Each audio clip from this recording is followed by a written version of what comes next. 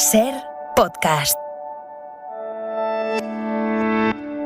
Y lo primero a esta hora es irnos a Zaragoza porque los TEDx han detonado el explosivo que había dentro de un sobre que han recibido en una empresa de armamento de la ciudad. Un sobre muy parecido al que ha llegado esta mañana a la embajada de Ucrania y que ha herido a uno de sus trabajadores. En el caso de la empresa de Zaragoza se trata de un fabricante de lanzagranadas que el gobierno español ha enviado a las tropas ucranianas de Zelensky.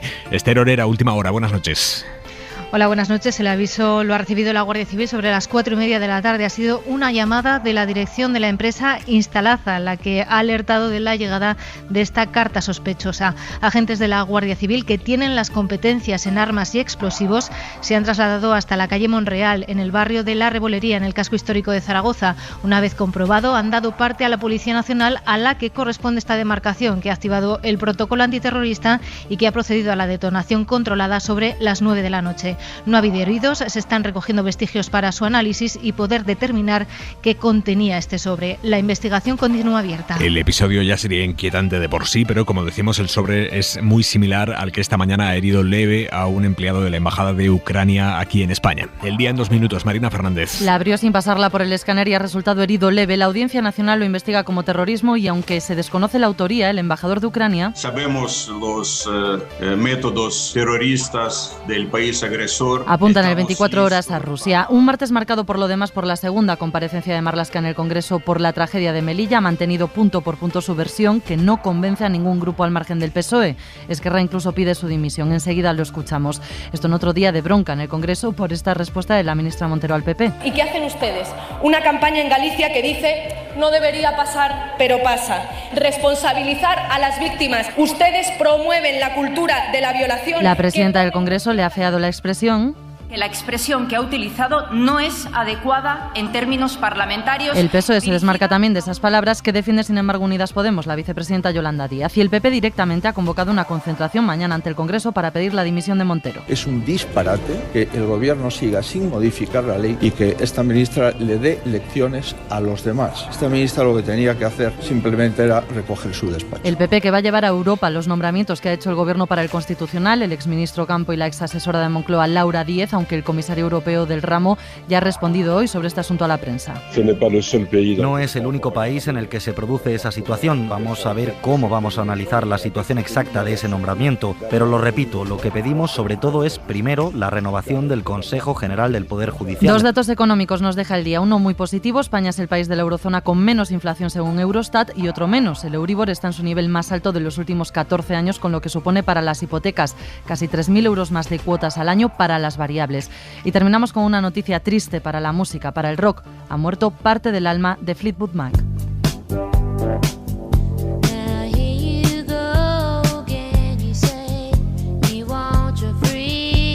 Ha muerto a los 79 años Christine McVie, cantante, teclista, compositora de muchos de los temas de esta banda mítica, que acaba de publicar este comunicado en Twitter. Era realmente única, especial, talentosa más allá de cualquier medida, la mejor música que cualquiera podría tener en su banda y la mejor amiga que cualquiera podría tener en su vida.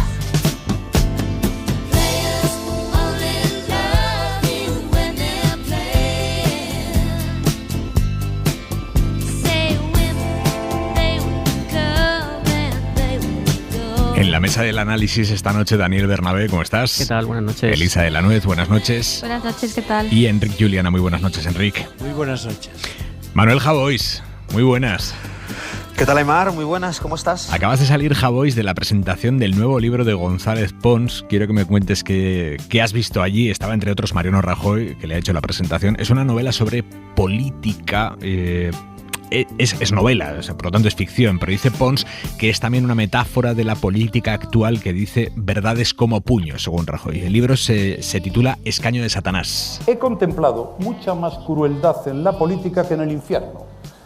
Y yo soy una de esas pocas personas que pueden contar que ha ido y ha vuelto de los dos sitios, ambos detestables. Yo no soy yo, como ustedes efectivamente habrán podido comprender. ¿A ti qué te ha parecido, Javois? Yo no soy yo y Alemania es Alemania. Bien, Bien, bien. En fin, ha sido muy perturbador ver posar a Feijóo, González Pons, Rajoy y Almeida bajo un cartelón que decía el escaño de Satanás. Pero no tanto como ver posar sola bajo el mismo cartel a Esperanza Aguirre. Fue un revival a lo bestia. Estaba allí todo el PP unido por una historia de política y terror, lo cual hay que decir que González Pons es un cachondo. Menos mal que Rajoy, que siempre habla como si estuviese delante de un brasero, empezó a calmar las aguas diciendo, ya sabes, una cosa es predicar y otra dar trigo. Dijo chisgarabís, en plural incluso dijo chisgarabises. Dijo también algunas cosas son ciertas en este libro, o no, o quizás sí. Se empapó de Rajoy, se puso el uniforme de Rajoy. Horas antes, González Pons le llamó el Ken Follett español, que yo rezo porque Rajoy sepa pronunciar bien ese apellido, porque a saber qué piensa que le está llamando González Pons. Y fue muy tierno porque en su ánimo de no meterse en charcos, de hecho leyó su discurso, había muchísimos medios, se dedicó a contar el libro, y al esquivar todos los charcos, cuando se quiso dar cuenta había contado ya el libro entero, lo cual demuestra que en su afán de esquivar a veces el escándalo, Rajoy es capaz de fabricar uno mayor, invisible, sutil. Dijo González Pons al final que escribirá todos los libros que pueda para que se los presente Mariano Rajoy. Visto lo visto, también puede encargarse Rajoy del audiolibro. Qué ganas de leerlo, Escaño de Satanás. Tiene, pues mira, va del derrumbe del bipartidismo y de dos partidos alternativos que se meten en el Congreso, que está debajo, está construido sobre un cementerio, y al parecer hay un escaño que efectivamente baila entre el cielo y el infierno. Pintaza. Javi, un beso. Un beso, chao.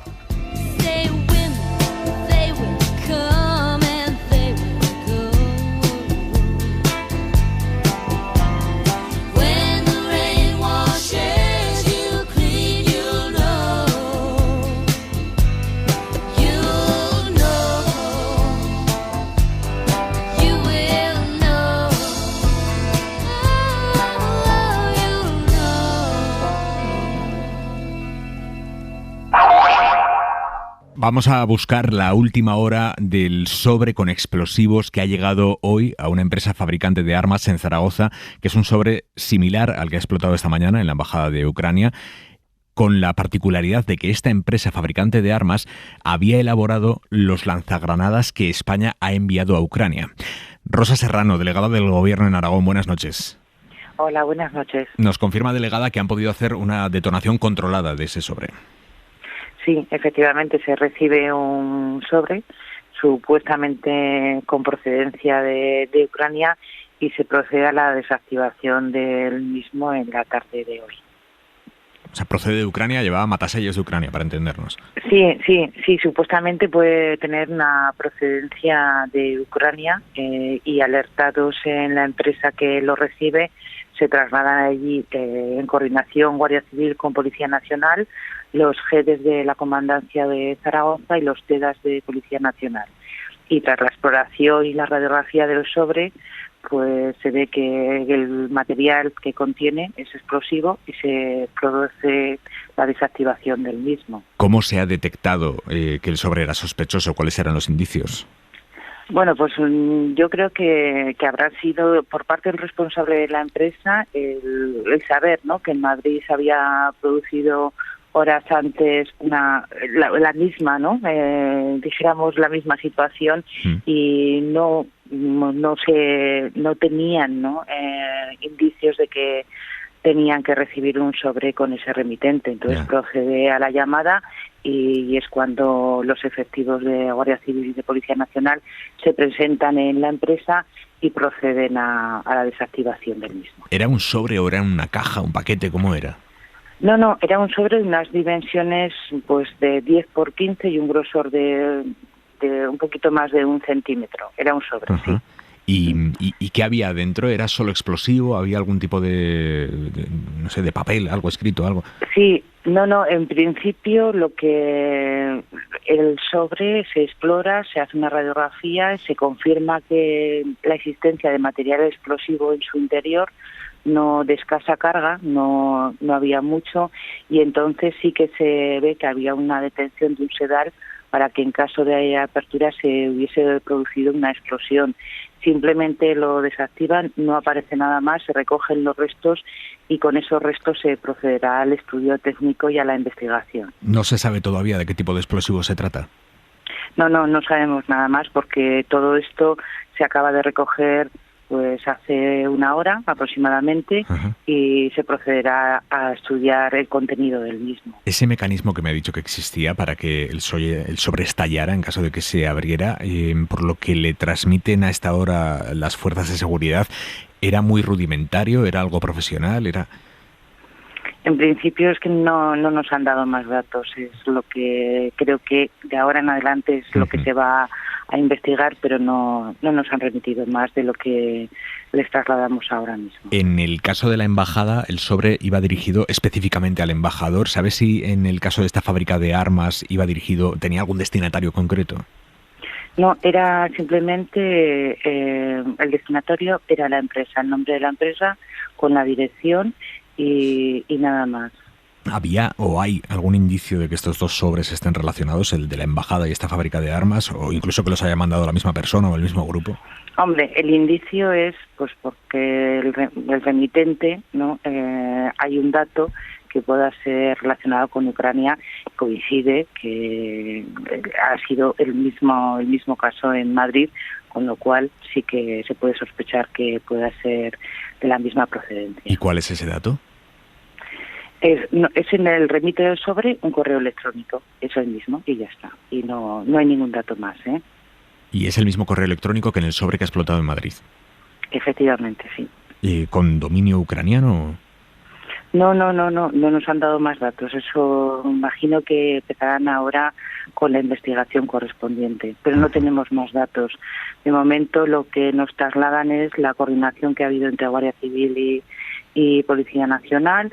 Se ha activado la alerta terrorista, ¿no? La circular 50, que simplemente es proceder cuando hay un explosivo o algo similar a lo que ha sucedido, pues se produce esa demarcación y esos cinturones de seguridad para poder acceder a la misma y evacuar o separar si en el caso de que el sitio esté con gente. Yeah. Simplemente nos trasladan los efectivos que han participado, el sobre y el contenido del mismo. No nos han dado más datos todavía. Entiendo que a partir de ahora empezará la investigación. Supongo que, delegada, que esto excede completamente a sus competencias como delegada de gobierno en Aragón, pero llama mucho la atención que un sobre con contenido explosivo puede hacer todo el circuito de correo hasta llegar a una empresa de Zaragoza. Bueno, yo no puedo decir más. Estamos esperando, con preocupación, por supuesto. Estas cosas se tienen que tomar con mucha prudencia y dejarlas en manos de Policía Nacional y de Guardia Civil para que la investigación nos lleve a aclarar la procedencia y poder saber, ¿no?, el motivo también del por qué se recibe. En esa empresa, delegada, se fabrican lanzagranadas como los que se enviaron a Ucrania. ¿Se había incrementado la seguridad en esa empresa? ¿Se temía que algo así pudiera pasar?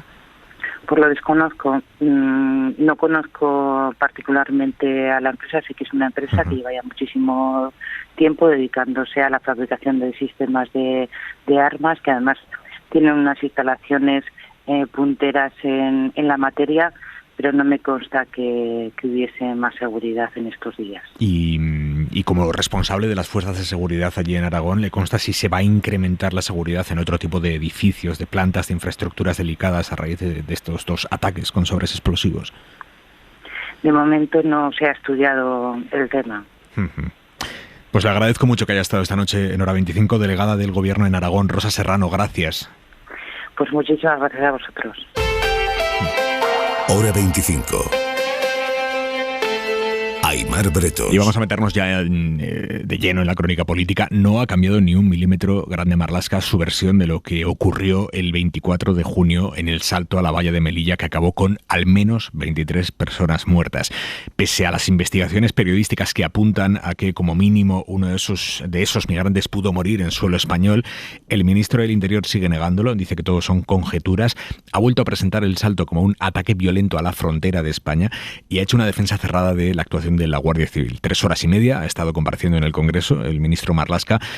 en una comparecencia que realmente solo ha convencido a los suyos, al PSOE. No ha convencido ni a los socios de gobierno, Unidas Podemos, ni a los de investidura. Esquerra ha pasado ya a pedir la dimisión de Marlaska. Javier Bañolos, buenas noches. ¿Qué tal? Buenas noches. Sí, no se ha movido ni un milímetro del guión que ya trazó en su anterior comparecencia hace 2 meses, pero sí ha dejado matices hasta ahora desconocidos, por ejemplo, sobre la supuesta omisión de auxilio aquel 24 de junio. Con estas palabras, el ministro del Interior ha justificado por qué no entró ningún equipo sanitario al patio en suelo español, donde se acumularon cientos de personas aplastadas unas sobre otras. Porque primero serían inoperativos, porque no podrían realmente hacer su cometido, porque faltaría esa situación de paz y tranquilidad necesaria, y en segundo lugar ellos se convertirían en posibles, quiero decir, también perjudicados consecuencia de ese acontecimiento. Bueno, no hay que olvidar que esas personas llegaron a pasar 2 horas en el patio del suelo español. Y no busquen, porque parece que hay un interés ya incluso en que tiene que haber un muerto en zona española. Como no se puede probar que un muerto fuera en la zona después de esta valla, vamos a ir ya al catastro. El ministro criticaba así lo que tacha de conjeturas, especulaciones políticas y periodísticas y el sesgo de quienes quieren construir otra verdad. No tuvimos que lamentar ningún hecho trágico, es decir, ninguna pérdida de vida humana en territorio nacional. Lo cierto es que el ministro del Interior está cada vez más acorralado por sus socios, tanto de gobierno. Al menos se produjo un fallecido en dependencias fronterizas españolas. Por lo tanto, procede solicitar un examen exhaustivo como de investidura. Y sí, señor ministro, sí, hubo muerte en territorio español. A diferencia de Unidas Podemos, Esquerra sí pide la dimisión de Fernando Grande Marlaska, también el Partido Popular. Hoy mismo en la SER puede ver hasta dónde llega España. Si siguen así, cuando tal, harán lo que quieren el Partido Socialista.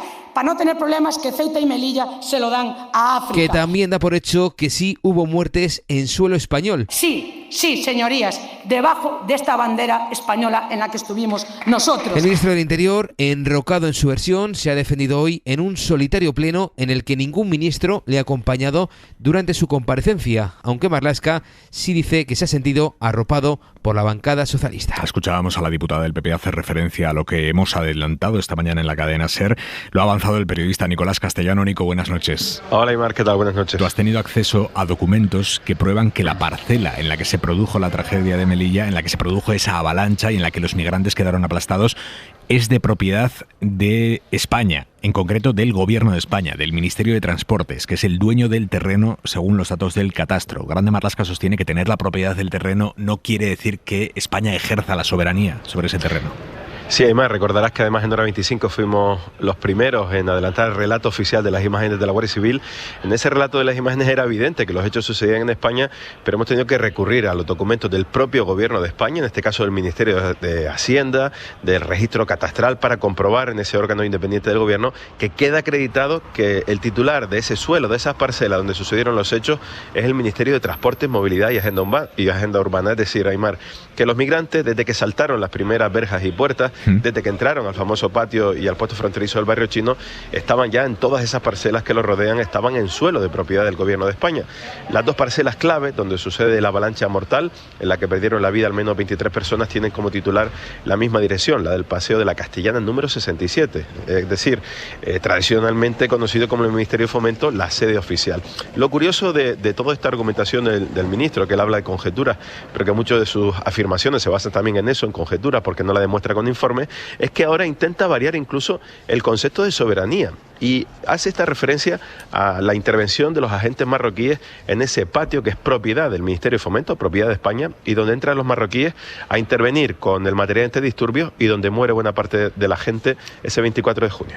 El hecho de que en unos catastros, en una documentación, aparezca que todo el barrio chino, en la documentación incluso del Ministerio, quiero decir, es territorio español. ¿Quién ejercita la soberanía? ¿Quién la ejercita en una parte de la frontera y en otra parte? Tenemos ahí la verja, y ahí es en esa verja donde se conforma y se forma el embudo, y eso nadie lo ha negado. Pero no hubo el embudo en la zona española. Llama mucho la atención, Aymar, el desprecio del ministro del Interior por los documentos oficiales del propio gobierno, del catastro, del Instituto Geográfico Nacional, los acuerdos internacionales que delimitan claramente la frontera con Marruecos. En todo caso, ni el gobierno español ni el marroquí han hecho públicos aún ningún informe oficial en el que se cifre el balance final de la tragedia, ni cuántos son los muertos, ni dónde están los cadáveres, autopsias o posibles causas de la muerte y el lugar exacto. Así que las conjeturas de momento las pronuncia muchas veces el ministro. Nico, gracias, buenas noches. Hasta luego. Vuestro análisis empieza por ti, Enrique. ¿Qué conclusiones extraéis de la comparecencia de Grande Marlaska y de las nuevas derivadas que vamos conociendo sobre lo que pasó en Melilla? Mi conclusión, España pactó hace ahora ya poco más de un año un nuevo marco de relación con Marruecos, en el cual la vigilancia de la frontera y la vigilancia de la inmigración por parte de Marruecos se veía, digamos, reforzada. Este es un asunto clave en las relaciones entre España y Marruecos. No es el único asunto importante, hay otros, pero es una de las claves del acuerdo que se produjo en el momento en que se dio por superada la crisis diplomática entre ambos países y que conllevó por parte española el reconocimiento de la soberanía marroquí sobre el Sáhara Occidental en términos de respeto al marco de las Naciones Unidas, que la solución final de regionalización, que es la que propone Marruecos, se haga en el marco de las Naciones Unidas. Esta flexión de la posición española, este giro, fue objeto de vivísima polémica, porque a su vez conllevó pues el enfriamiento extremo de las relaciones de España con Argelia, o mejor dicho, de Argelia con España. Y bueno, esta es la realidad. Entonces, esta avalancha se produjo inicialmente en suelo marroquí. La actuación principal la lleva a cabo la gendarmería marroquí y ahora estamos discutiendo si hay un palmo de terreno español en el balance final de esta tragedia. En términos políticos, todo esto remite al pacto con Marruecos, a la renovación del pacto con Marruecos. Y aquí hay que ver exactamente pues, el balance de este pacto. Esta es la realidad, es una realidad hostil para el ministro del Interior. Me parece significativo que hoy, pues, en su comparecencia no haya habido otros ministros del gobierno acompañándole. Me parece significativo. Es un mensaje tremendo. Pero, insisto, no es una cuestión individual de Grande Marlaska, ni tampoco creo que se pueda reducir todo a la Guardia Civil, a un comportamiento o alguna praxis equivocada de la Guardia Civil en aquel momento. Esto forma parte de un marco, de un acuerdo mediante el cual Marruecos refuerza la vigilancia. Y eso tiene aspectos positivos para España. El porcentaje de embarcaciones con inmigrantes ha disminuido desde Marruecos a España en los últimos meses. Esto es así, si nos fijamos bien y atendemos a las acaloradas discusiones en el Congreso de los Diputados, apenas se habla de ese tema, pero a la vez tiene la otra parte. Déjame que añada un elemento más que además acabamos de conocer. La Unión Progresista de Fiscales acaba de pedir en un comunicado que ha hecho público hace unos minutos la dimisión del ministro. Javier Bañuelos.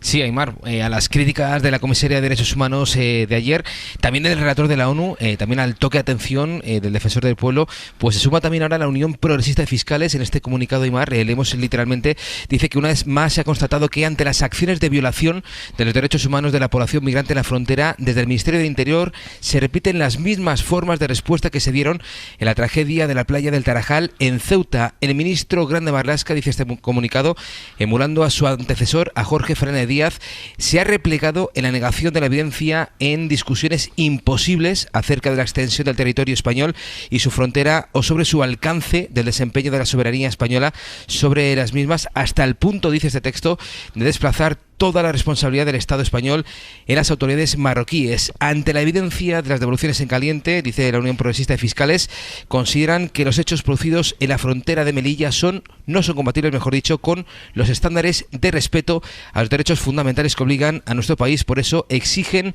el cese inmediato del ministro Grande Marlaska y esperan que suponga además un punto de inflexión en la política migratoria que ahora mismo defiende España en la frontera sur de Europa. Javier Bañuelos, gracias, buenas noches. Un abrazo. Elisa.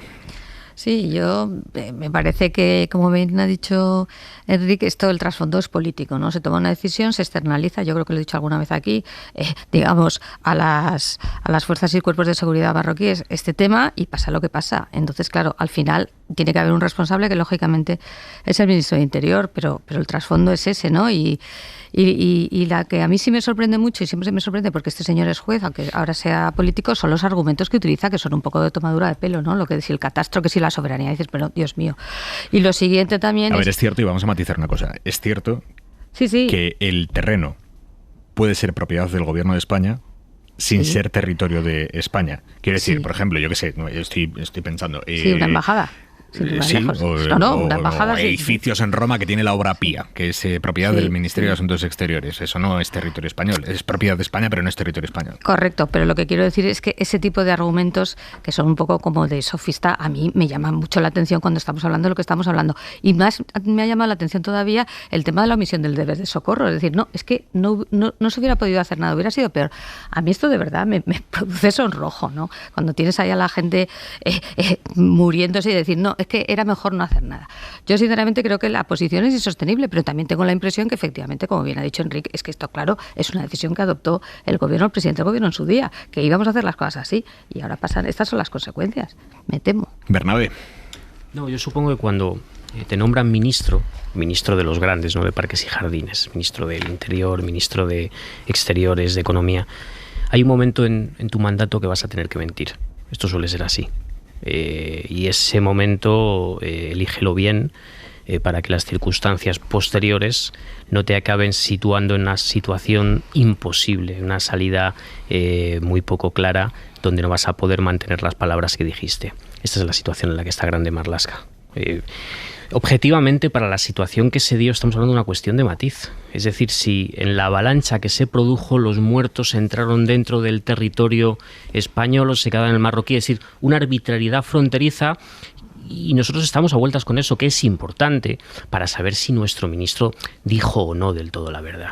Esta es la cuestión. Y en lo que a Grande Marlaska respecta, si no la dijo y todas las circunstancias cada vez están demostrando que no fue así, pues su futuro en el cargo está complicado, eso es evidente.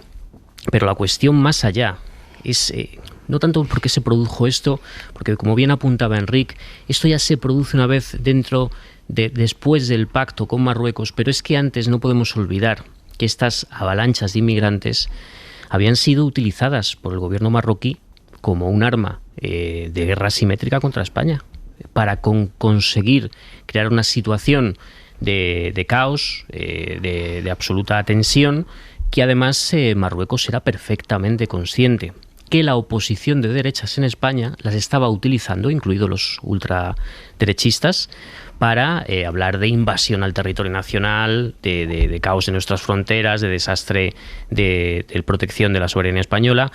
Claro, esto Marruecos era perfectamente consciente de ello, era perfectamente consciente de cómo utilizar a los inmigrantes y de la reacción de la oposición en España al respecto, y lo utilizaba. ¿Qué ocurrió? Que una vez que se dio este pacto, esto es posiblemente el último gran salto que ha habido a aquella valla, Marlaska tuvo que prefigurar una situación donde España no tenía nada que ver, ¿no? Donde poco más que nos quedábamos al margen, y claro, parece ser que no fue del todo así, pero lo hubiera sido del todo así o no, con independencia realmente de si estas personas traspasaron unos metros esta línea arbitraria fronteriza o no.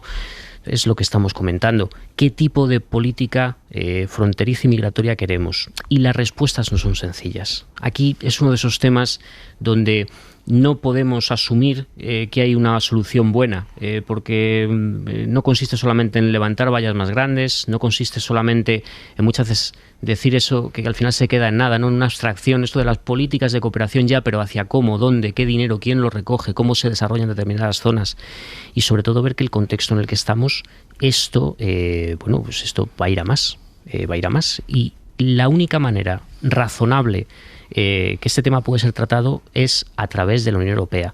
Tenemos que tender hacia una política conjunta europea, sobre todo los países del sur de Europa, que vamos a ser los más directamente afectados en primer término. Hora 25, con Aimar Bretos. No da respiro la bronca política que se ha instalado en el Congreso. Hoy se ha detonado a raíz de una intervención de la ministra de Igualdad, que fue objeto la semana pasada de ataques inaceptables y profundamente machistas por parte de Vox. Montero hoy ha acusado al Partido Popular de estar promoviendo la cultura de la violación con campañas institucionales como la de Galicia, la Xunta de Galicia, campañas que ponen el foco en las mujeres más que en los agresores. En cuanto esas palabras han salido de la boca de Montero, la trifulca ha sido enorme, tanto que desde el PSOE, que la semana pasada salió en tromba a defender a la ministra de Igualdad, hoy se han distanciado. Guillermo Lerma, buenas noches. ¿Qué tal, Aimar? Buenas noches. Han servido de poco los intentos de la presidencia por evitar que el debate volviese al tono bronco y a las faltas de respeto. Señora Vázquez, que esta Cámara no merece que se profieran insultos personales. Hoy hemos visto a Batet afeando determinadas afirmaciones a los diputados. No hay grupos parlamentarios ni golpistas ni terroristas. O pidiendo una a una a sus señorías que se comporten con decoro. Señora Izcorbe, señora Esteban y señor Robles, les pido silencio, por favor. Pero estas palabras de la ministra de Igualdad, cuando respondía a una pregunta del PP sobre la ley del solo sí es sí. Ustedes promueven la cultura de la violación que pone en cuestión la credibilidad de las víctimas. Han desatado una nueva trifulca en la Cámara. Señorías del Grupo Popular, pido silencio, por favor.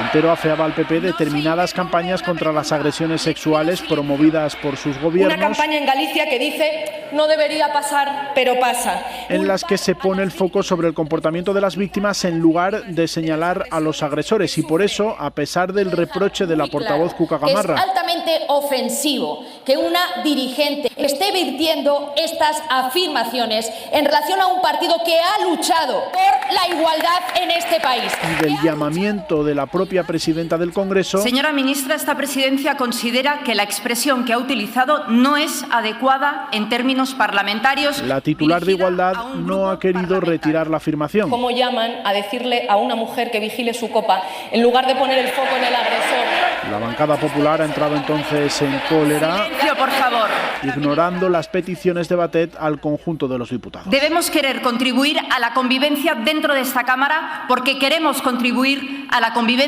fuera de esta Cámara. Lo cierto es que las afirmaciones de Montero no han gustado tampoco a una parte de la izquierda parlamentaria. Las ve desafortunadas el PSOE. Precisamente ella, que ha sufrido esa agresividad verbal, no debiera de jugar con esto. Y han evitado repetirlas compañeros de grupo donde, como Yolanda Díaz, prefieren centrarse en explicar el significado de la expresión cultura de la violación. Se ha referido a un concepto académico que está reconocido por la ONU y también está reconocido por los organismos de igualdad de la Unión Europea. Y es que hay sectores de Unidas Podemos que también creen que lo sucedido hoy no contribuye a sacar del foco la ultraderecha, que lleva días tratando de victimizarse y de mantener vivo el clima de bronca y ruido que se instaló durante el debate presupuestario. Les pido silencio, por favor. Vamos a ir ahora al análisis de lo que ha pasado en el Congreso. Pero antes, y para que todos lo tengamos claro, ¿qué es exactamente el concepto cultura de la violación? ¿A qué se refiere la ministra Montero? Mariola Lourido, buenas noches. Buenas noches. Pues es el concepto que nos ayuda a describir las formas en las que la sociedad culpabiliza a las víctimas y disculpa a los agresores. Es la normalización de la violencia sexual.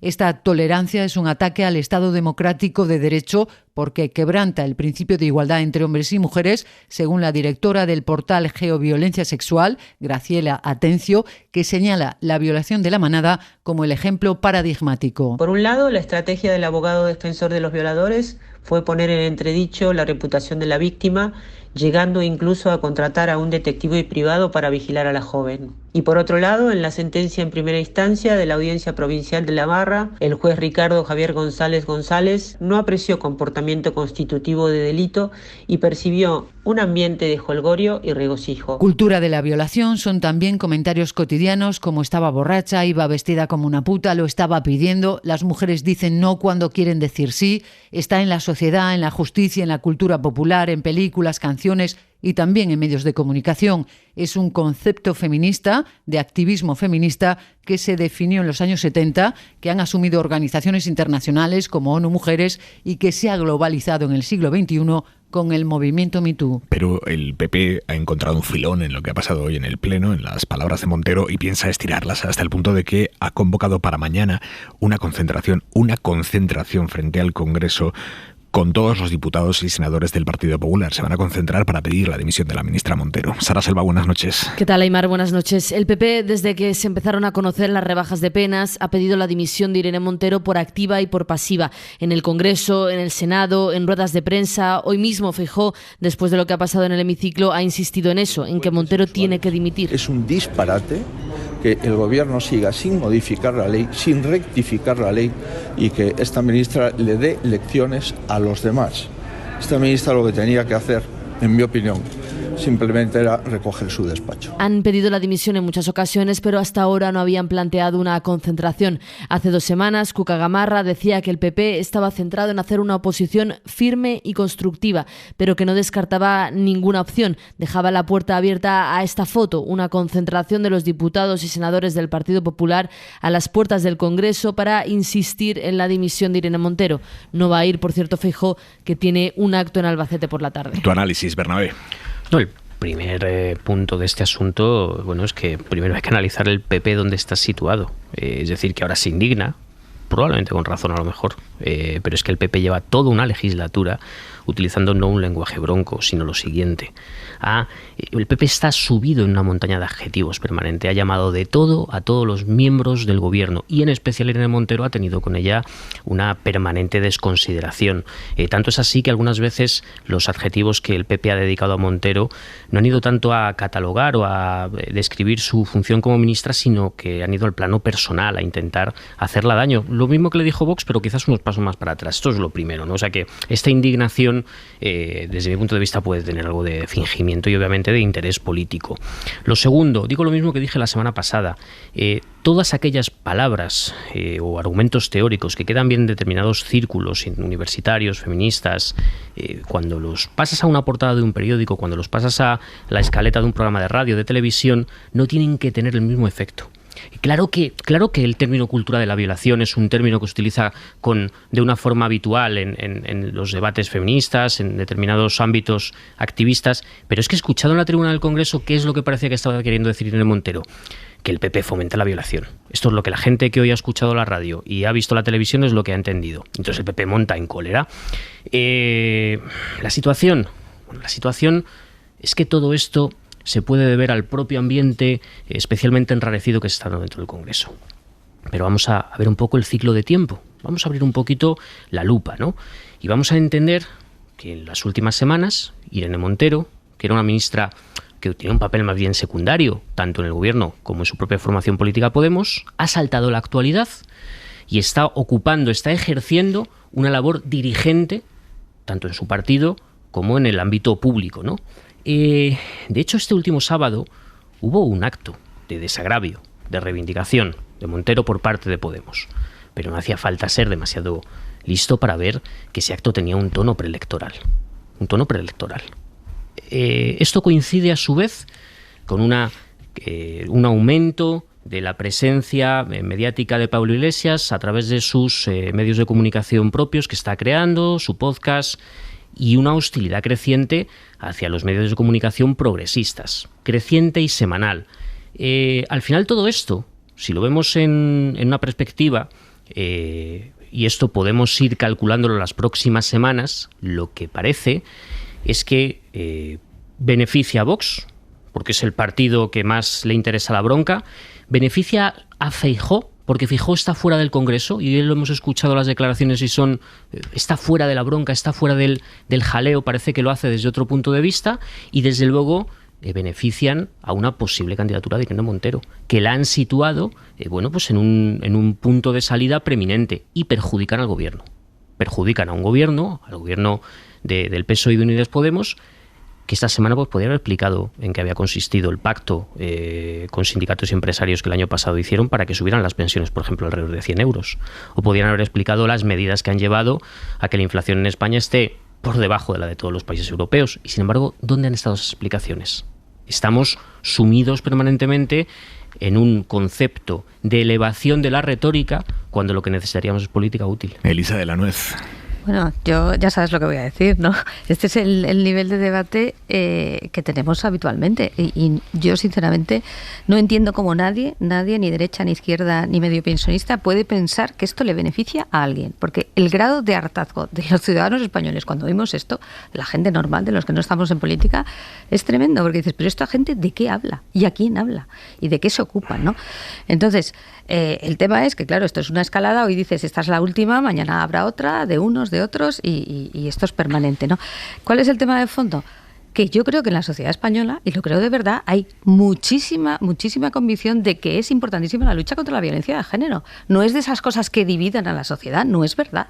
Entonces, claro, escuchar estas expresiones en el Congreso es alucinante, pero decir, te habrá gustado más o menos la campaña, que no la he visto, no tengo el gusto, pero hombre, decir estas cosas en el Congreso, como tú bien dices, se van a entender como se van a entender, no como el académico, no como se van a entender como que estos señores están a favor de esa cultura de violación, o por lo menos que, como ha dicho la ministra, se lo ha dicho ella, que la culpa es de las víctimas. Hombre, cuando de verdad tenemos muchísimo consenso de verdad en la sociedad, vamos a hablar en serio, sobre que es muy importante la lucha contra la violencia de género y que lo que tenemos que hacer son políticas útiles, y eso tiene que ver también con el tema de la ley del sí es sí. Es que yo no sé lo que se pretendía, pero si lo que se pretendía era penar más, o el populismo punitivo, que no sé si es eso o no, desde luego ha salido mal. Entonces, claro, esto de, no, es que yo no quería eso, o sí quería tal, de verdad, que la gente no es tonta. No he entendido lo de que la culpa es de las víctimas, eso no lo ha dicho la ministra. Sí, no, que quiero decir que cuando salen un poco a defender que no hay que bajar las penas, ¿vale? Se supone que es que porque querías que subieran, si no, no se entiende, porque luego he leído y me parece bien que no siempre la mejor protección es subir las penas. A mí eso me parece correcto y lo comparto, pero la reacción del Ministerio no fue esa. La reacción del Ministerio fue, todos los jueces son machistas porque están bajando las penas. Esa fue la reacción. Entonces, lo que quiero decir que jugar con estas cosas que son importantes, y aprovecho para decir, yo soy la única señora que está en esta mesa, a mí estas cosas me importan, y a mí que esto se utilice ese tono, se hable así, de verdad, me fastidia muchísimo, Yo tengo hijas jóvenes, entonces no me gusta nada, y además de verdad pienso que como sociedad no nos lo merecemos. Enrique. De verdad. Bueno, en la célebre película Casablanca hay aquel también célebre diálogo cuando la policía aquí se juega. Va a tomar control de un local donde se juega y dice, hombre, aquí se juega, como si no lo supiese nadie. No, oiga, es que vamos a ver, no nos hagamos los ingenuos. Hoy González Pons ha presentado una novela que se titula El escaño de Satanás, ¿no? El Congreso español, en términos de violencia verbal, viene siendo un infierno desde la primera semana del mes de enero de 2020, cuando desde la tribuna del Congreso se calificó al gobierno español, elegido democráticamente a raíz de unas elecciones en el mes de noviembre, como un gobierno ilegítimo. Todo viene de allí. ¿Y ahora qué ocurre? Bueno, ocurre, señores, que estamos a 12 meses de unas elecciones generales. Va a ser horrible. Y si las cosas hoy están así, pues imaginen ustedes cómo estarán en el mes de mayo o cómo estarán en el mes de octubre. Y aquí reitero algo que dije la semana pasada, es decir, la presidencia del Congreso de los Diputados se tenía que haber cuadrado antes, porque esto viene de enero de 2020. Los debates parlamentarios que tuvieron lugar en el Congreso cuando el país estaba recluido prácticamente en casa por motivo de la pandemia eran propios del castillo del conde Drácula. Entonces, se tenían que haber cuadrado antes. No es fácil gobernar una situación de este tipo. No existe la metodología perfecta, donde se sitúa exactamente la línea que no hay que traspasar. No es fácil establecerlo. Requiere carácter, requiere vigor, requiere capacidad de liderazgo político. Y ahora se llega un poco tarde. Pero, de todas maneras, yo aprecio algo, tanto de la sesión de ayer como la de hoy. Parece que existe por parte de la presidencia del Congreso la voluntad de intervenir. Un poquito tarde. Bueno, oye, sí, pero hay la voluntad. ¿Se hará un día mejor, otro día peor? ya veremos, pero primero la voluntad, y entonces ahí hay que fajarse. Y vamos a ver cómo van las cosas. Primer punto, Segundo punto, es evidente que la ministra Irene Montero hoy ha acudido al Congreso con la determinación de mantener su perfil alto. Porque las cosas se pueden decir de muchas maneras. Le acredita esta afirmación, este elemento documental de la ONU, pero hay una voluntad política. Al Congreso se va a hacer política. Y la ministra Montero está inmersa en un contexto que ya no es un misterio para nadie, de pugna en el interior de Unidas Podemos respecto al liderazgo y respecto a las fórmulas en las que esta coalición seguirá existiendo o no en las próximas elecciones generales. Esto forma parte también, junto con otras cosas, también forma parte de ese contexto. El Partido Socialista hoy estaba enfadado esta mañana, pero estaba enfadado por una razón, porque el Partido Socialista básicamente quería polarizar, quería establecer una polarización dialéctica con Vox, como se ha visto en la réplica del presidente del gobierno a Santiago Abascal, y se ha comenzado él discutiendo con Vox y ha acabado que el tema era la confrontación entre Irene Montero y el Partido Popular. El Partido Popular llevaba unos días que no se sabía muy bien dónde estaba el Partido Popular en el Congreso, porque las broncas las estaba organizando Vox, y por lo tanto hoy el Partido Popular ha podido levantar cabeza, y mañana van a hacer esta manifestación. Estamos en un momento muy nervioso. Yo he comparado alguna vez el momento político español se asemeja al baloncesto yugoslavo. Todo esto es muy nervioso, el marcador se va moviendo constantemente. Hay bastantes faltas personales, y entonces el que arbitra ha de tener un carácter fuerte y una determinación clara. Esta para mí es la clave en estos momentos. Brevísimamente, Bernabé. La izquierda española tenía la oportunidad, o la sigue teniendo, a la izquierda del PSOE, de demostrar en esta legislatura que era parte integrante de un gobierno haciendo políticas útiles y siendo ellos absolutamente imprescindibles para el funcionamiento institucional de España, con una derecha que estaba, como hemos visto durante toda la legislatura, echada al monte.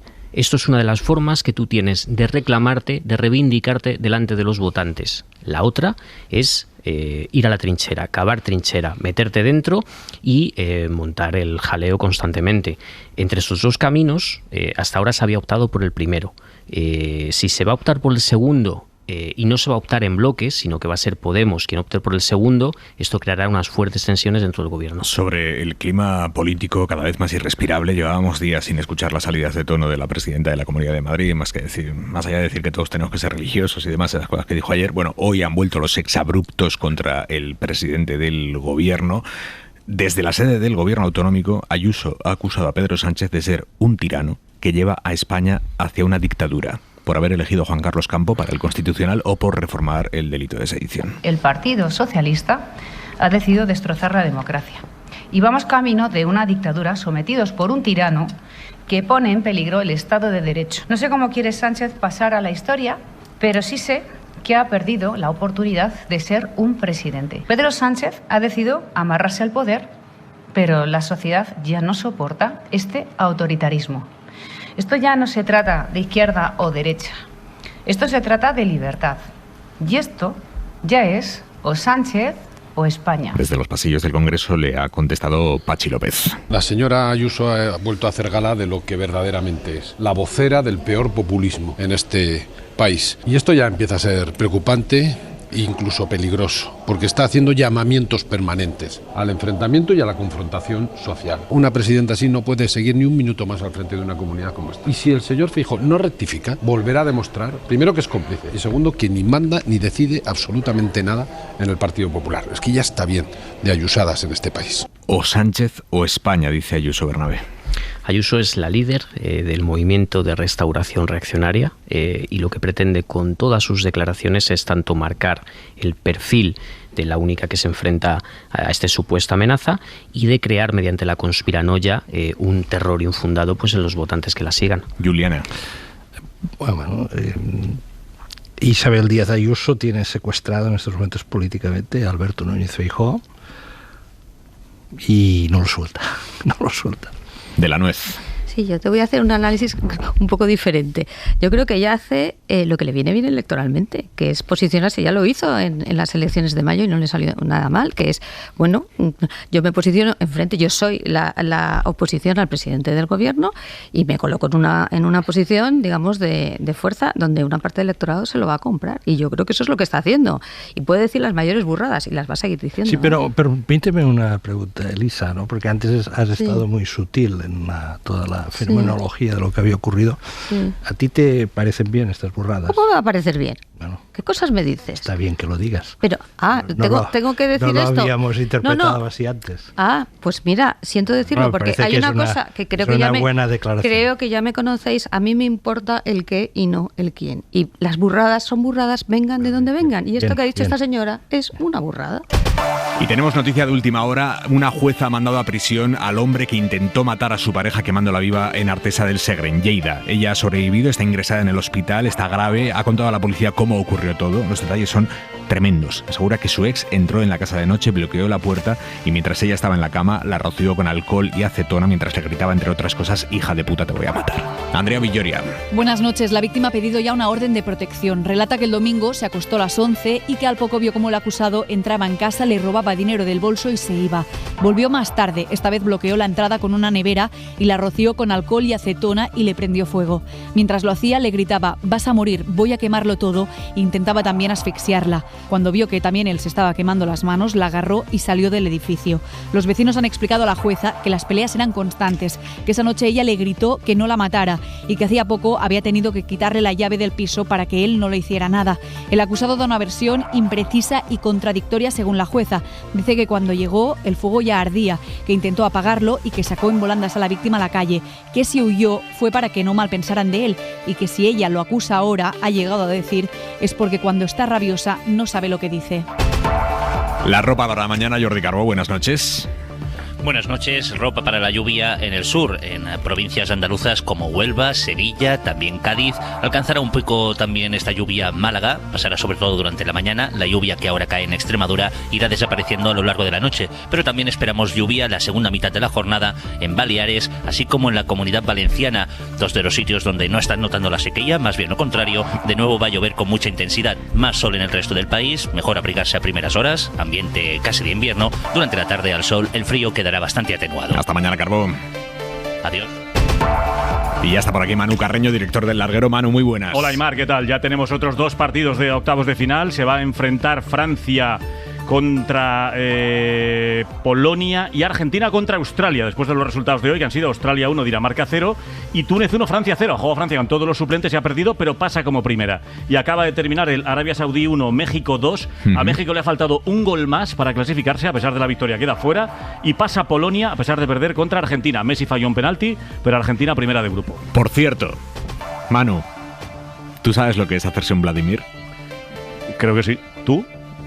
No sé, le han preguntado a Luis Enrique hoy en Twitch, ¿sabes que es streamer? Hombre, por favor. Se pone delante de la cámara, va contestando las preguntas que le manda la gente y hoy un usuario le ha hecho esta pregunta. A ver, venga. ¿Tienen permitido a tus jugadores hacerse el Vladimir o puede suponer desgaste físico?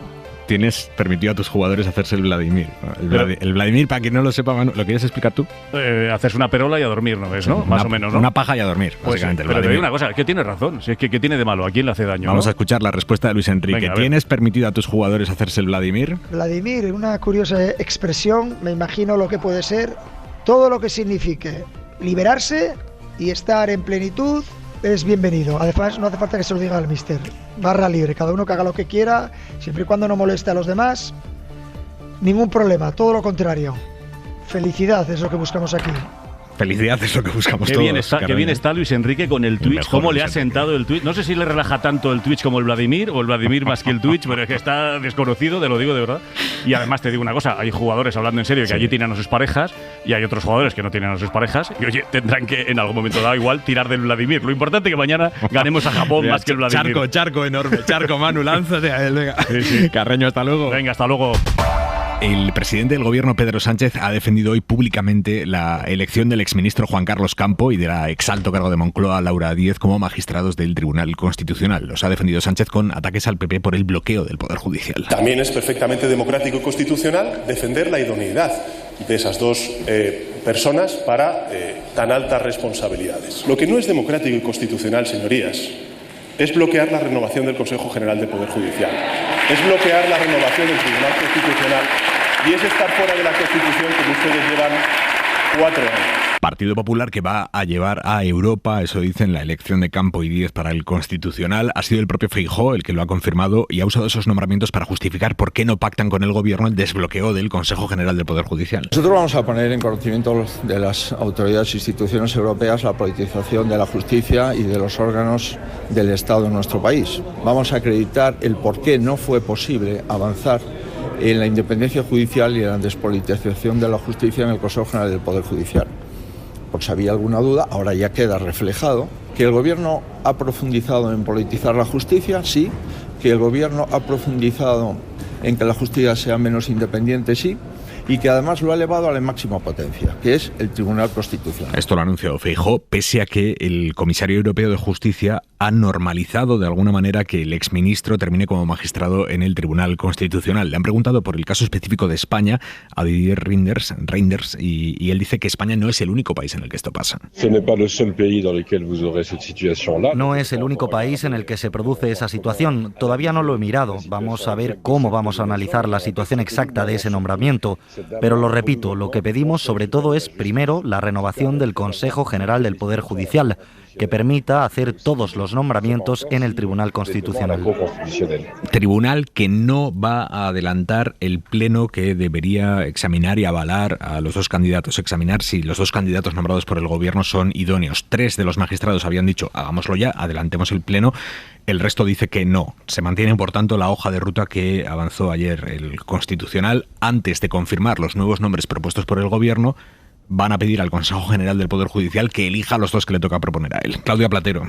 Ese es el acuerdo al que llegaron ayer en el Constitucional, pero hoy 3 de los magistrados, Cándido Conde Pumpido, Inmaculada Montalbán y Ramón Sáenz, han pedido adelantar el pleno sin esperar al Poder Judicial. Sin embargo, el presidente del órgano, González Trevijano, se ha negado después de consultar con los otros 7 magistrados que compartían mantener la hoja de ruta, y eso que el reglamento del Constitucional dice que si 3 magistrados lo piden, el pleno hay que convocarlo. Así que ahora mismo se mantiene el plan, esperar al 22 de diciembre, cuando se reúne el Poder Judicial, a ver si elige a los 2 magistrados que le corresponden. Gracias, Claudia. Elisa, tu análisis, jurista de la mesa, tu análisis de estos nombramientos, intuyo que crítico.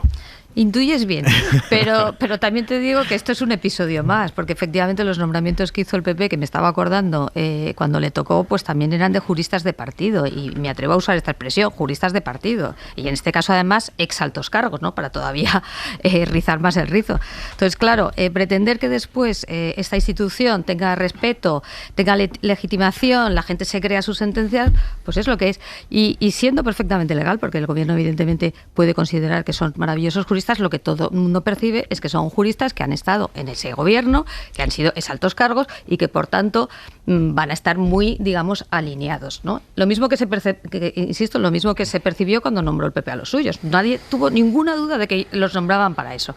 Claro, después se queja uno de que el Tribunal Constitucional, la falta de confianza en las instituciones, etcétera, etcétera. Pues esto es lo que hay. Bernabé. Pues la almendra de ayer de tu entrevista a Bolaños, yo creo que resuelve este tema por detrás. Es decir, tú ayer cuando le entrevistabas le preguntabas una y otra vez, pero bueno, ¿por qué exactamente estas 2 personas? ¿Va a haber problemas? ¿No va a haber parcialidad, apariencia de parcialidad? Tal. Entonces Bolaños se iba por allí y por aquí diciéndote que era legal hacerlo, que eran juristas de reconocido prestigio, hasta que le preguntaste por una cuestión muy concreta, que era, ¿esto hubiera podido suceder con el pacto con el PP por el que se iba a renovar el Consejo General del Poder Judicial? Y ahí ya te dijo él, no, ahí no, pero si quieren mañana lo firmamos. Él lo que sostuvo, perdóname, sí, exactamente lo que sostuvo es que en el caso del Tribunal Constitucional sí podría haber sido válido, porque ellos lo que lo pactaban era para la justicia, y el Tribunal Constitucional como tal no forma parte de la justicia española. Efectivamente, pero hizo especial hincapié en que con el pacto hubiera estado feo. Os hubiera ido por otro lado. Que él estaba diciendo al PP, estamos haciendo esto como una forma de poneros delante lo que no habéis querido hacer. Y es más, entiendo que como una manera de buscar incluso un nuevo bloqueo por parte del Poder Judicial. porque al final esta es la cuestión. Lo sustancial, a mí no me gusta lo que está haciendo el gobierno, pero creo que lo sustancial es lo otro, es decir, es el encasillamiento. Han metido al Poder Judicial dentro de una trinchera y no le quieren sacar de él, al Consejo. Entonces esto es lo primero, no al Poder Judicial. Al Consejo General del Poder Judicial, para ser precisos. Este es el problema de fondo. Enrique. Me parece bien esta observación que acabas de hacer. Es decir, si se hubiese llegado al acuerdo para la renovación del Consejo General del Poder Judicial, es decir, si en estos momentos el líder de la oposición pudiese acreditar ante la sociedad española que ha dado un paso que cambia un poco el guión preestablecido de la dinámica política de este país desde el inicio de la legislatura, hoy la autoridad política del PP para marcar un determinado perímetro sería notable, cuando menos notable. Ellos mismos renunciaron a eso al dar marcha atrás en el pacto. Es un poco risible de que ahora se utilice este episodio como para explicación a posteriori del bloqueo del pacto. No, primero se bloquea el pacto y una vez bloqueado el pacto, ahí con mayor o menor acierto cada parte hace de su capa un sayo, que es lo que está ocurriendo ahora. Estamos ante un escenario de guerra de guerrillas en lo que se refiere al constitucional, que no tiene, que su más inmediato precedente es la guerra de guerrillas que se produjo a propósito del Estatut de Cataluña en el 2006, entre el 2006 y el 2010. Una situación gravísima. Se vuelve a repetir con otros elementos y con otros protagonistas, pero se vuelve a repetir. O sea, el constitucional convertido en un escenario de guerra de guerrillas y el órgano de gobierno del Poder Judicial paralizado. Es significativo lo que ha dicho el comisario europeo, que ha dicho lo prioritario ahora es para las instituciones europeas es desbloquear ese órgano por una razón, y eso hay también, lo digo muy rápido, pero hay que preguntarse por qué. Oye, ¿por qué un comisario belga de justicia se interesa por eso y tiene la lupa puesta en eso? Bueno, pues porque en Europa hay países que están forzando el Poder Judicial y que Bruselas les está amenazando con sancionarles, que son Polonia y Hungría.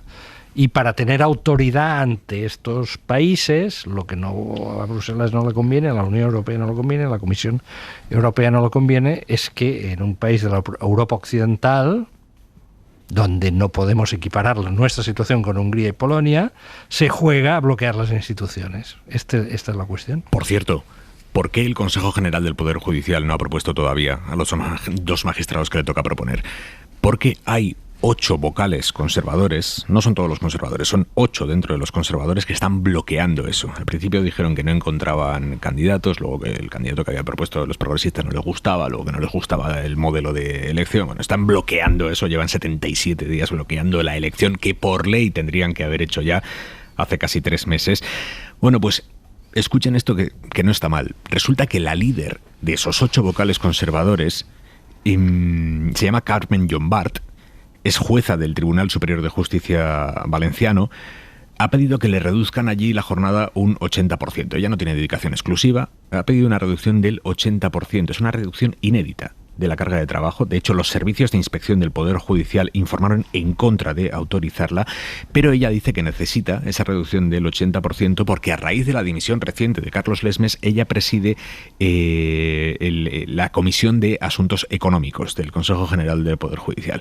Esta comisión, relativamente no muy llena de contenido, digámoslo así, cuando la presidía Carlos Lesmes se reunía una vez al mes.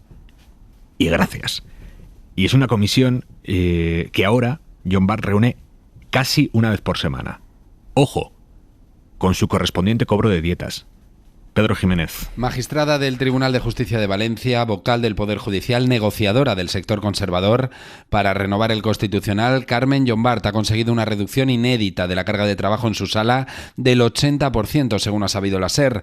La petición cuenta con el visto bueno de la Comisión Permanente, pero con los informes en contra del Servicio de Inspección, porque dicen que con esta decisión se incumple el acuerdo interno que el órgano de gobierno de los jueces estableció al inicio de este mandato y que pasa porque los vocales trabajadores sin dedicación exclusiva no puedan bajar por debajo del 50% su carga de trabajo, porque de lo contrario convierten la función judicial en una ocupación secundaria. John Bart defiende que ha aumentado la carga de trabajo en el Consejo porque ya no son 20 vocales sino 18, y además ha asumido la presidencia de la Comisión de Asuntos Económicos, que ha aumentado el número de reuniones mensuales frente a las que se celebraban con Carlos Lesmes, con el consiguiente aumento también de ingresos en dietas. John Bart cobra por comisión más de 300 euros. Y casi una a la semana. Antes esa comisión se reunía una vez al mes. Elisa, levantabas la mano antes. Sí, no, por decir un poco en relación con lo que decía Enrique, este proceso de deterioro de las instituciones y del Tribunal Constitucional no es que viene de muy lejos. Por ejemplo, esta tarde, como sabía que íbamos a hablar de esto, viendo un poco los perfiles de los magistrados, ¿no? Es que cada vez los perfiles de los magistrados, vamos, de los miembros del Tribunal Constitucional cada vez se aproximan más a esto, ¿no? Y entonces ya lo último en sombra era tu exministro de Justicia. No es un proceso que haya empezado, digamos, hace 4 días, ¿no? Viene de muy lejos. Y creo que también es importante entender que lo que ha pasado con el Consejo General del Poder Judicial es que te puede acabar pasando con otra institución, con el Tribunal Constitucional, porque si tú cada vez la reacción a mayor politización es más politización, vas a acabar montando vas a tener otro problema en otra institución, no lo contrario, ¿no? Entonces, ojalá que no pase así, pero esto tiene muy mala pinta. Enrique, breve. No, ya lo he expresado. Es decir, creo que la situación es de total bloqueo y no le veo en estos momentos, sinceramente, no le veo perspectiva. Y la clave está en el momento, última semana de octubre, cuando Feijóo da marcha atrás, se asusta porque recibe advertencias desde su ámbito político y desde los entornos mediáticos de la derecha, se asusta, da marcha atrás, y a partir de aquí todo eso está roto. Y ahora, en estos 12 meses que vienen, con la partitura que hoy hemos escuchado en el Congreso de los Diputados, a ver quién es capaz de imaginarse que esto se pueda recomponer. Por cierto, es imposible. Juliana, me queda nada un minuto, pero quiero que me cuentes tu tesis P24, P25, que publicas hoy en La Vanguardia. Bueno, no, tiene que ver algo con lo que ha ocurrido hoy también. Es decir, hay un P24, Pedro Sánchez, 24 de noviembre, Pedro Sánchez, 25 de noviembre. ¿Qué pasa entre el 24 y el 25 de noviembre? Se aprueban los presupuestos generales del Estado. Hasta el 24 de noviembre el presidente del gobierno tenía unos condicionantes. En el momento que logra aprobar sus terceros presupuestos generales consecutivos, en cierta medida queda liberado de algunos condicionantes y empieza a operar políticamente de otra manera. Por ejemplo, pero ralentizando, colocando entre paréntesis, por ejemplo, la ley trans, que es una ley que el sector feminista del PSOE no quiere en los términos que está planteado y que Unidas Podemos considera una de sus banderas. Sánchez, ya liberado del riesgo de perder la votación, reorienta el tramo final de la legislatura. Esto es lo que P24, P25. ¿Intuyes, Bernabé, una crisis de gobierno o una crisis en la coalición de gobierno a corto o medio plazo? Sí, a medio plazo se intuye, no por el lado que parecía que iba a suceder. Margallo el otro día lo explicaba a su manera, pero estaba poniendo la situación que no se va a dar, es decir, la que quizás en Andalucía hace unos años se dio entre el PSOE y Izquierda Unida. Llegaba el punto de las elecciones y el PSOE se quitaba de en medio a su aliado. Eso es lo que pensábamos al principio de la legislatura que iba a ocurrir. Lo actual, el PSOE necesita la coalición unida, Yolanda Díaz necesita la coalición unida, es posible que Podemos no necesite la coalición. Punto y 25. Discrepo. Dame un segundo. Punto y 25. Soledad Gallego Díaz. No son lo mismo los insultos personales que sufrió la ministra de Igualdad, Irene Montero, hace unos días, que la mención que hizo ella misma esta tarde a la cultura de la violación aludiendo al PP y que provocó una nueva bronca en el Congreso de los Diputados. Cultura de la violación es un término usado en sociología que no significa lo que parece, sino el conjunto de creencias y actitudes que a veces queriendo y a veces sin querer terminan por normalizar la idea de que las mujeres deberían tener más cuidado para evitar no ser objeto de ataques. Aún así, y dado como están de agitados los ánimos y lo frecuente que son los iracundos enfrentamientos verbales, hubiera sido muy de agradecer que hoy se hubieran evitado nuevas ocasiones de trifulca. Entre otras cosas porque una vez más impidió hablar de cosas importantes con sentido común y con argumentos. Obviamente los responsables de la campaña contra la violencia de género en Galicia no pretendían culpabilizar a las mujeres, pero obviamente también los responsables de esa campaña se han equivocado de estrategia y en cuanto puedan deberían corregir el error, aunque corregir errores parece ser algo inalcanzable en este país. Punto y 25. ¿Y discrepaba con Bernabé, Juliana? Es evidente que hay discrepancias y profundas y serias entre Yolanda Díaz y Podemos, o entre Podemos y Yolanda Díaz. Dudo bastante que la manera de resolver esas discrepancias por parte de Podemos sea la salida del gobierno. O sea, no veo, sinceramente, en estos momentos a Podemos haciendo un Junts per Catalunya en el Congreso de los Diputados. Te lo dejamos en altísimo, Vladimir Carreño. ¿Qué tal, Vladimir Aimar Bretos? Pues vamos a hablar con nuestros enviados especiales ahí en Dakar para la última hora del España-Japón de mañana, que mañana jugamos el último partido de la fase de grupos, a ver si pasamos como primeros o como segundos, que es lo más importante, y luego ya que cada uno haga lo que quiera, pero después del larguero, siempre después del larguero, Aimar. Cada uno. Señores, abrimos el larguero. Hasta mañana. Daniel Bernabé, Elisa de la Nuez, Enrique Juliana, un abrazo. Gracias, buenas noches. Buenas noches. Suscríbete a Hora 25.